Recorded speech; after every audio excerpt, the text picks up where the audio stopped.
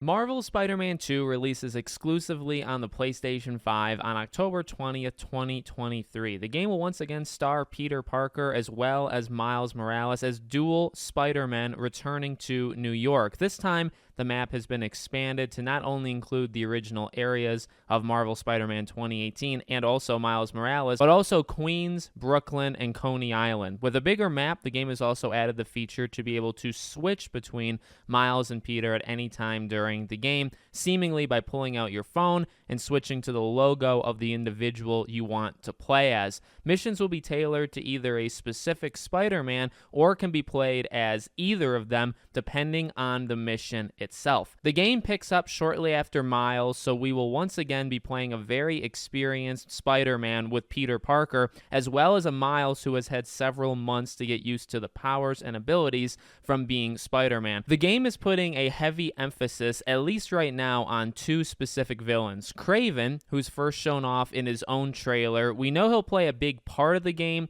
going on the hunt for both Spider-Man, and through his trailer, we see that there's still plenty of other characters or villains still in the world, including Wraith, Black Cat, Kingpin, and the Sinister Six, among others. Whether we fight any of these characters is yet to be seen, but considering Wraith is also shown off in a trailer, and Black Cat played such a big part in the DLC to Spider-Man 2018, I highly expect these two to be big parts of the base game. We also have Venom, whose role is definitely being kept secret so far.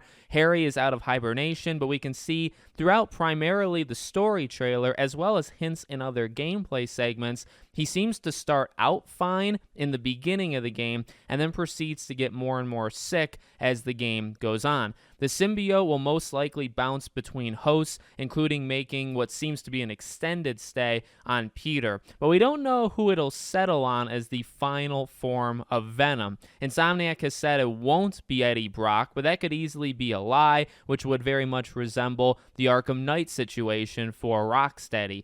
Either way, we've seen very little of Venom so far, but what we have seen has looked incredible from the story trailer or just how massive he is in the live action trailer. And of course, we have all 19 inches of the Venom statue. It's notable to throw in here Lizard as well. We know Dr. Kurt Connors was helping Harry, and we see an extended fight with Lizard in the gameplay preview of this game. His specific role isn't known right now, but I'd say a subplot villain arc seems about right. So what's new to this game? Well, while the base of Spider-Man is being used, there's also some additions.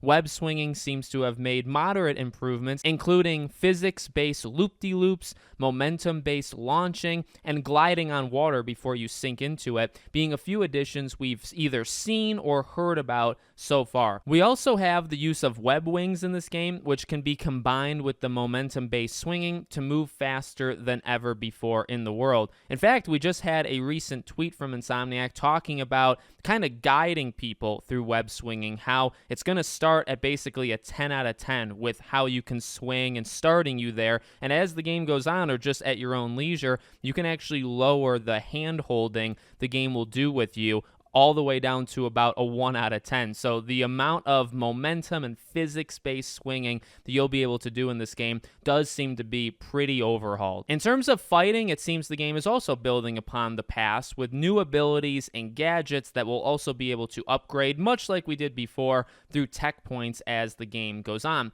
We'll also have new suits to play around with, new variants of suits. Suits obviously is a really, really big part, including pre-order bonuses, deluxe editions, etc. Miles will have his Venom powers, and they seem to be just as powerful as ever, but Peter will also get his hands on the black suit, leading to new powers as well. We've also seen new finishers and overall abilities while he's wearing the suit in gameplay.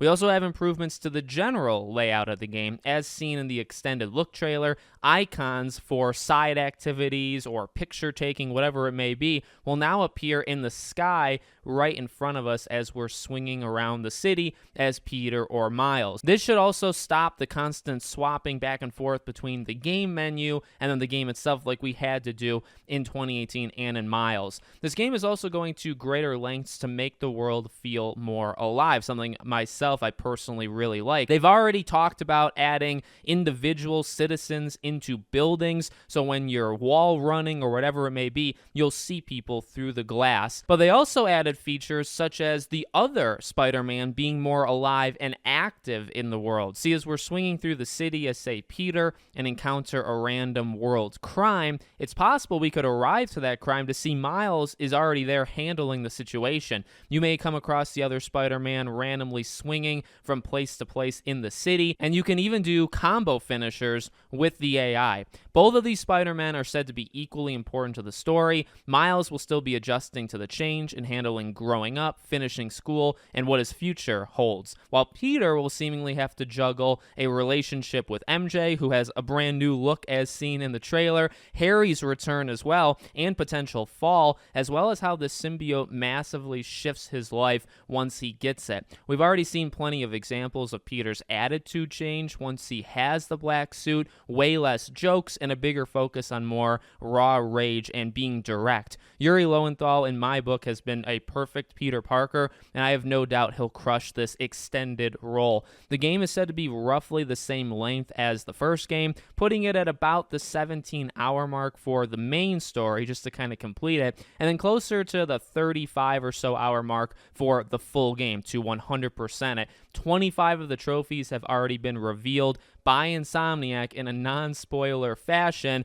and we also know that people have already started to platinum this game. There's actually 42 trophies in all, but spoilers are out there. But with that being said, the game is shaping up to have a very achievable platinum, which I very much like. Much of this game will and probably should feel pretty familiar. We're used to the dodging mechanics, although in this game we have the added parry feature. We also know a lot of the characters that are returning, although again, some have been changed pretty dramatically. Wraith is going to be very different than Yuri. We don't know if any of the Sinister Six kind of make a massive return, like a Doc Ock who knows Peter is actually Spider-Man, right? We don't know a lot of those exterior factors. But with all that being said, this game is more about building on top of the foundation of the last two games and telling us what seems to be the darkest Spider-Man story Insomniac has done yet. A focus more on seriousness while also maintaining the jokes that both the Spider-Men will be using and general lightheartedness. As I said before, we still don't know fully where Venom is going in the story, if he's being set up to be the true final villain of the game, or if it's going to be a mystery character, or somebody even like Green Goblin. There's also the potential of DLC. Now, at this point, back in Spider-Man 2018, we already knew that there was going to be DLC, versus this time, we know nothing. There's been some clues given out there that there could be a big DLC package coming to the game in 2024, probably before Wolverine comes out. This was actually teased by Tony Todd that they've been working on something, but that's still to be confirmed by Insomniac, Sony, etc. So with all that being said, we still have a lot of mystery in front of us going into this game. What's going to happen to Harry by the end of it? When does Peter get the black suit, and when does the symbiote move on? Will Miles have to fight Peter to get the symbiote to back off? A fight that I've, by the way, long predicted will happen. Who will be the final form of Venom? Will Kraven be the villain all the way up until the end, or are they misleading us? All these questions and more will be answered in slightly over 2 weeks. Oh, and final thing, the reviews for this game will be out on October 16th, very, very shortly, along with what I assume will be the most spoilers out there before launch, so be alert. Thank you as always, guys, for watching these videos. I super appreciate it. Let me know what you think in the comments. Make sure as always you're subscribed to the channel, bell icon turned on, and I hope to see you all on the next one.